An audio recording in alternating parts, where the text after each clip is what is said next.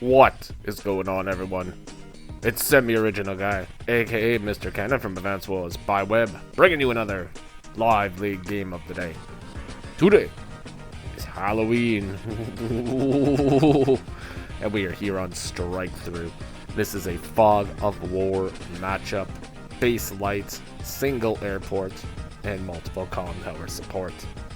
Now, our players today are Hudge and Humita, two very highly rated players in Advanced Wars by Web, and they have decided to play as Flock and Jess. Now, Flock, as a day-to-day ability, will have minus 9% luck to plus 24% luck, which can make him incredibly powerful or incredibly mid. Now, his normal co-power will increase that luck range to even higher and even lower, and the super co-power even higher and even lower. So he is a gambling machine, folks. Flock is a heck of a drug. Alright, and we also have Jess. Now, Jess has a day-to-day ability. Will gain plus 10% attack power on all of her vehicle units, but lose 10% attack power on all other units. Her turbocharge co-power will increase the firepower of those vehicle units and increase their movement range by +1, and the super co-power will increase that movement range by +2 and further increase that firepower bonus, so it can be incredibly effective in certain situations, especially base light. I think base light is a very good place for the old Jess. Now, this is a cool map. I believe that I have seen several games on the Strike Through before. Many games. Alright, folks. So without further ado, let's go ahead and get into this one and see what happened in the live league. Before we do anything, we are going to change the country because Flock is going to be Black Hole and Humita can stay as Brown Desert. On the first few days, folks, you guys know the deal. It is the standard infantry builds, because you gotta get the infantry on the field, folks. It is the #1 priority in Advanced Wars by Web.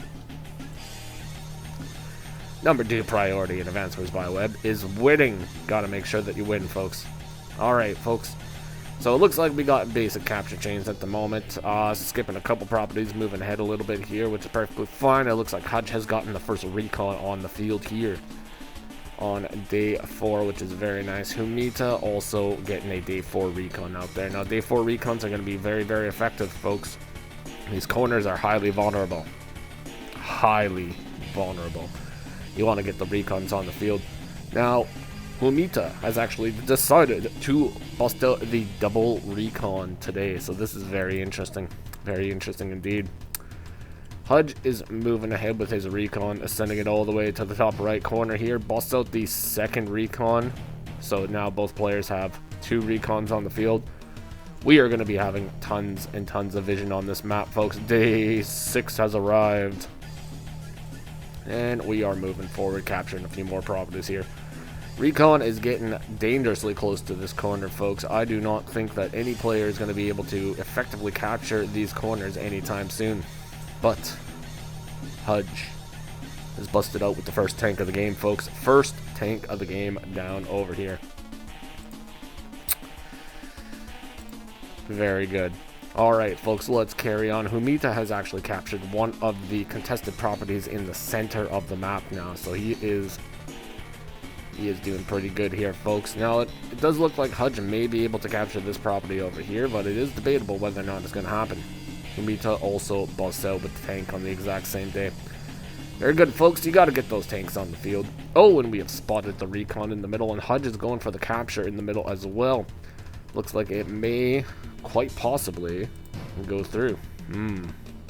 Very interesting indeed. We do have the possibility of interrupting it with a recon if we do spot it, but whether or not that would be a good idea is very debatable, folks. Very debatable.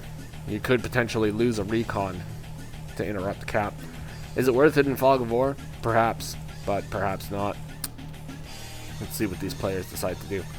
So Humita has captured the middle property and now is just going back to assist in the capture of this corner. So it looks like he's going to be primarily sending the majority of the units over here to capture this corner, which is very nice.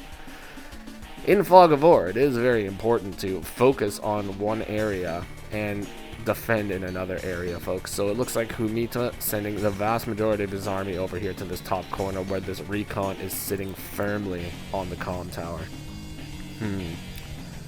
Will he be able to acquire the comm tower? That is the question.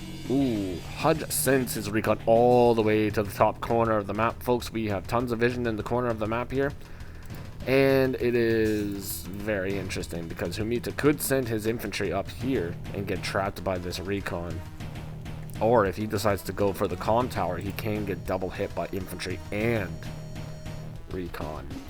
Which can be very, very effective, folks. We'll see how that one goes. We got an artillery and a tank build over here from Hudge. And now we got a recon tank artillery over here on the left-hand side and double tank coming up on the right-hand side over here. So let's see how this one plays out, folks.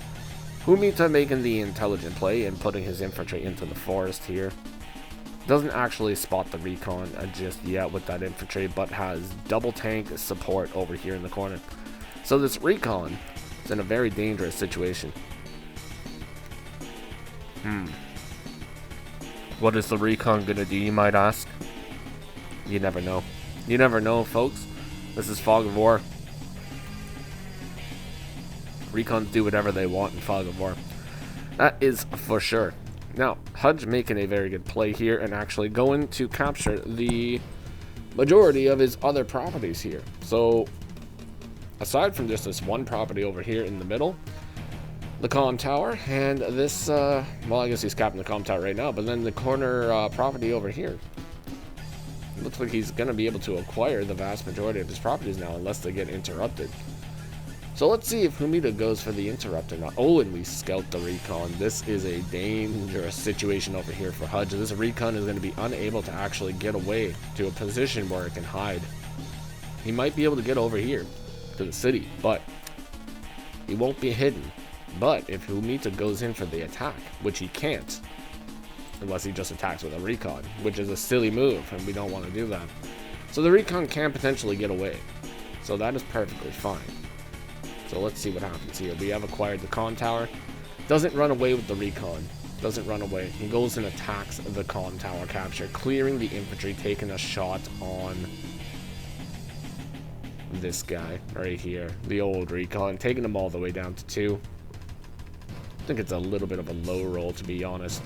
I think Flock could have potentially hit a little bit more, but that's okay. Alright, so Humita's turn here. He's got a commanding force coming down here in the south, so I wonder how he is going to be able to contend with such a presence down here. He does only see one tank at the moment, and he knows that there's a tank up here. So will he go in and 2-hit KO this guy? Probably not, because he's only got one comm tower, and that's only 10% firepower on these direct combat units, which is only maybe a 33% chance to actually clear it. Slightly higher because it did take minor chip damage, but we are unable to get the clear. But we do get a clear on a recon and take them all the way down to 1, get an attack on an infantry, which is still fairly strong. Overall, pretty strong attack. It does have one tank that can come over here and attack, but you don't really want to be attacking into that. That is a dangerous situation to be attacking into, folks. You don't want to do it. Alright, carry on with the game. We have a battlecopter, and we have the artillery actually moving down south here, protecting the infantry, and yeah, it's looking pretty good over there. So what is Hudge going to be able to do in this situation? Oh, he gets trapped. He gets trapped by the infantry, and then he goes in to attempt to capture one of the contested properties, bringing his units back and sending the majority of the units into the middle here. Beautiful play, folks. Beautiful play. Now, this guy is definitely a little bit vulnerable to attacks here, but the majority of Humita's army is over here at the moment, so he doesn't really have a whole lot that you can interrupt with, and Jess's infantry are absolutely terrible for interrupting captures. I will tell you that much, folks. But I love Jess. Jess is a great CO. We need more Jesses in the world. Very interesting. So we actually attack from the road, which is, I mean, less terrain, but maybe his thought process was he doesn't want to attack from here because he doesn't want to, I don't know. He just doesn't want to attack from there. Risky business, I suppose. Maybe it's potentially to set up a better attack. So if he actually goes in and attacks, he has to move over here, and then he would have to attack from one of these two tiles, which is now in range of all of these tanks over here. So I think maybe that's the thought process over here. Alrighty, folks. Artillery does not actually move from this location, which is kind of interesting. I think you would figure that you would want to go down here in order to cover these units, but I think Humita's idea here is he wants this artillery to cover this property because he does not know if Hudge is going to be sending an infantry over there to capture. So I think that might be the thought process here. But let's see what Hudge decides to do as a counter here. He is going for the corner property now. Humita is about to capture the column tower over there in the corner, so that is very good for the old Humita. Ooh, recon goes up and clears the infantry, and that is going to be probably the last attack that we see this round. I don't see any other potential attacks that are really worth it. Neither does Hudge, to be completely honest. So very nice play. So we just pull back. We have multiple tanks here. 1, 2, 3, 4, 5, 6. 6 tanks down here, plus anti-air, plus a battlecopter, and another tank reinforcement coming pretty soon. And a couple infantry, right? So will Humita take the bait and attack this recon right here? We are going to be finding out very soon. Oh, he is going for a flip. He is going to try to flip that column tower, folks. There we go. Very interesting. Now, this is a potential flip for sure. The only way that Hudge can actually stop this capture is to forego his own capture over here, which is going to put him behind in the overall income, because Humita is about to capture his corner property here. So this is very interesting indeed. Now, will Hudge sacrifice his own income in order to delay the capture of the comm tower, which is just going to be going through anyways the next turn? Let's find out, folks. But an artillery has struck a tank on a city, and the follow-up tank clears it. Very nice, folks. Very nice. And we have another double attack, and he does forego the capture to attack the infantry. So that is very interesting. Very interesting indeed, folks. We have the attack. It is sitting down at 6 HP. He is not feeling too hot at the moment. Now, Hudge brings up the rest of his units over here to sort of back up this little attack here, but does keep 3 units and an artillery back. This artillery did fire on the tank, so it couldn't have moved anyways, but yes, so these guys are all covering everything in the center, so I like that. That's nice coverage. Nice coverage indeed.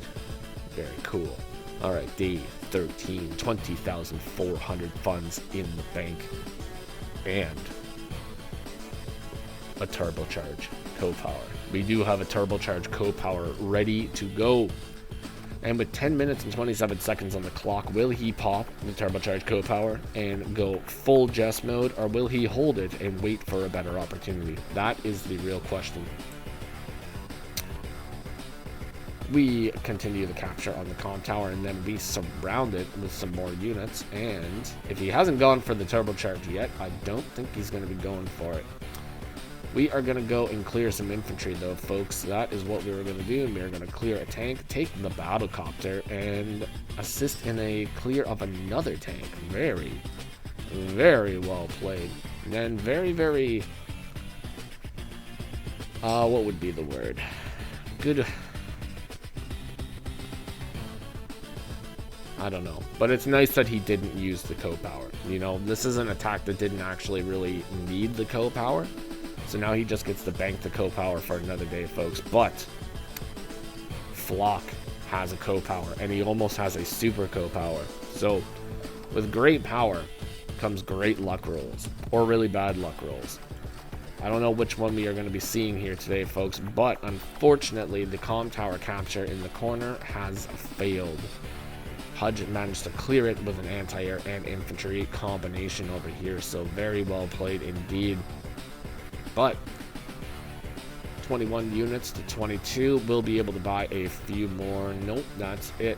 So Hudge is actually hurting right now on the unit count. So Humita has a chance right now to clear a few more units and then sort of get ahead overall when it comes to unit count, which can be incredibly effective.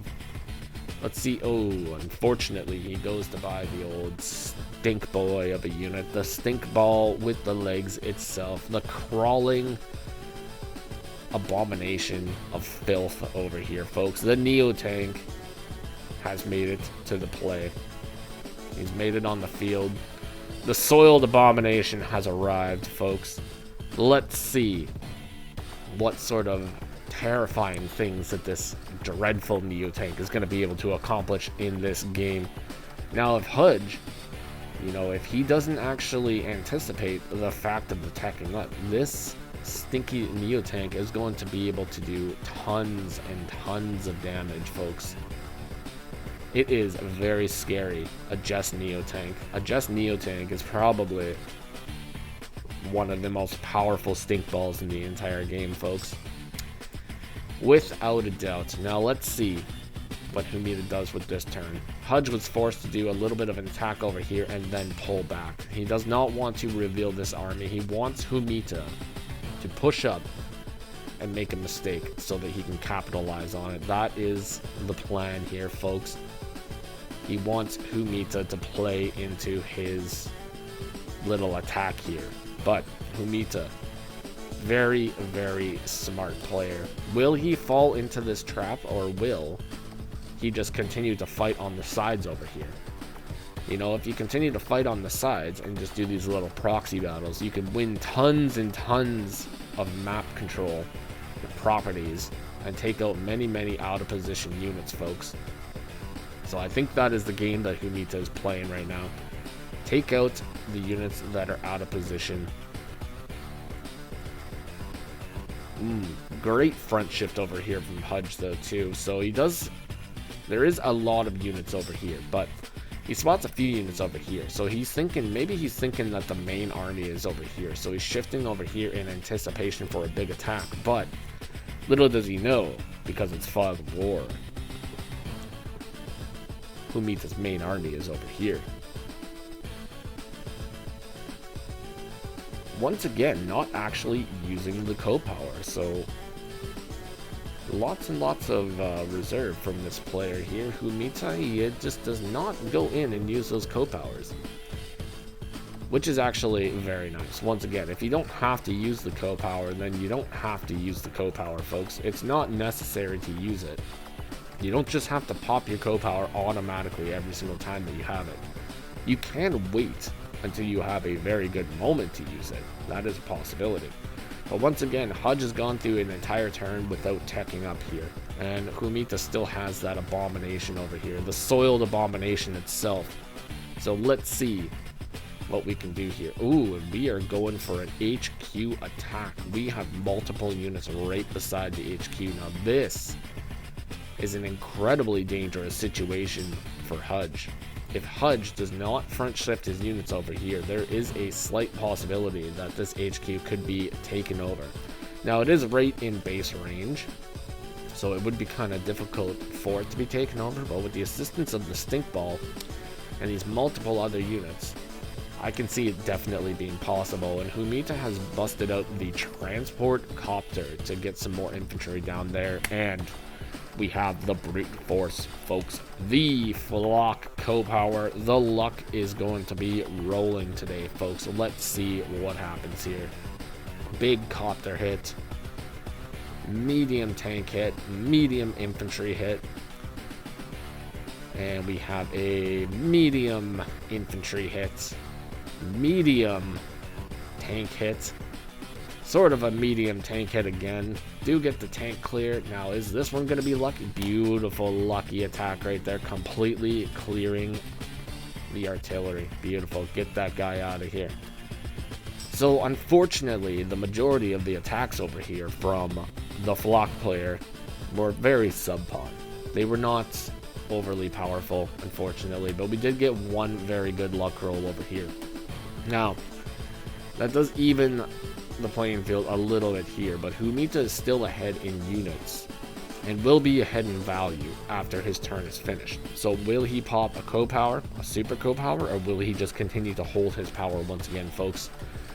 We go full overdrive mode today, folks. Beautiful full overdrive. Capture the con tower. Now we have tons of firepower, and the recons move in.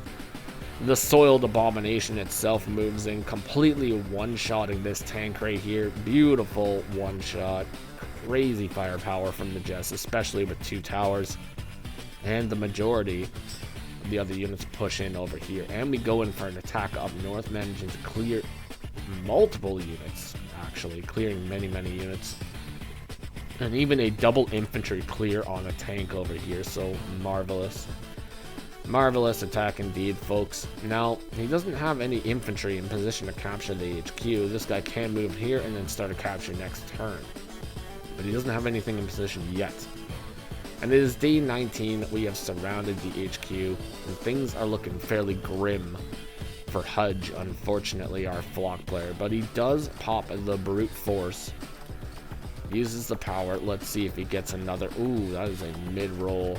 We did get a fairly good roll on the recon here. Another mid-roll. Nothing really super significant from that super co-power, or co-power. So, unfortunately, Hudge has decided to surrender and resign the game after the devastation that has happened over here on behalf of Humita playing as Jess. What a match indeed. Might have gone totally differently if Flock had gotten some better luck rolls. But when you play with luck, folks, you're playing with fire. Hopefully you guys enjoyed this Halloween edition of Live League Game of the Day. I am Semi-Original Guy. And if you did enjoy it, consider leaving a like, a comment, or subscribe. Or consider becoming a channel member. But until next time, take care of yourselves, folks. And bye-bye for now.